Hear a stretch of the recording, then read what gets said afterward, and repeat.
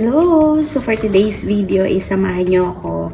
Magtitimpla tayo ng ating breakfast. So morning pa lang ngayon. So ayan, ang ititimpla ko is yung tea na galing sa Vietnam at saka yung milk ng birch tree. So ituturo ko rin sa inyo yung ginagawa namin sa tinapay na crostini. Ito yung sinasabi ko sa inyo na tea ng lotus tea bag ng sa Vietnam.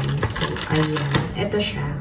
And yung amoy niya, typical na amoy bulaklak talaga. And take note, kapag minom kayo nito, yung magiging pawis nyo, parang kaamoy niya din. So, parang mabango talaga.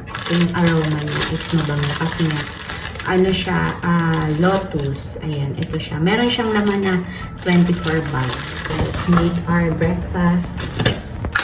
Ito yung birch tree. So, 3 kutsara yung nilalagay ko.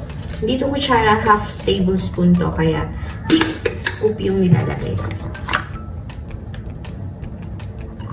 Itong aming, kettle na to, online ko lang din to nabili, mura lang siya sa kuryente.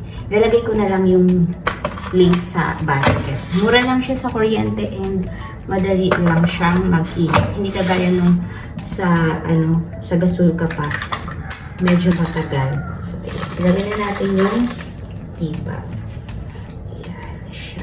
So, sinusot ko muna siya ng at least 5 minutes bago ko siya inumin. Ayan. Ganyan siya. So, ngayon naman, ituturo ko sa inyo yung crostini. Ipapartneran ko siya ng crostini.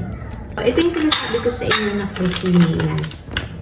12 pesos lang siya isa. So, ang ginagawa namin para mas masarap yung feeling niya na chocolate is i-microwave namin siya at least 2 seconds para makita namin yung malambot yung ano. Mas masarap siya kapag mainit.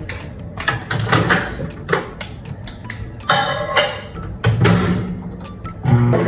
ayan. Kita niyo ba siya? Ayan, tapos na. Try. Tingnan na natin. O, ayan o. Yan yung sinasabi ko sa inyo. Talagang lalabas yung kanyang palaman. Yan, masarap na yan.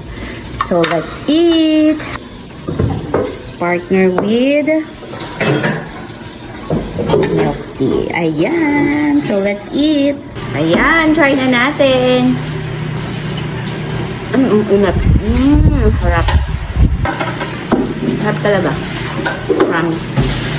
Try na din. Yung milk tsaka yung tea is less sugar tsaka kaya okay lang matamis yung tinapay ko.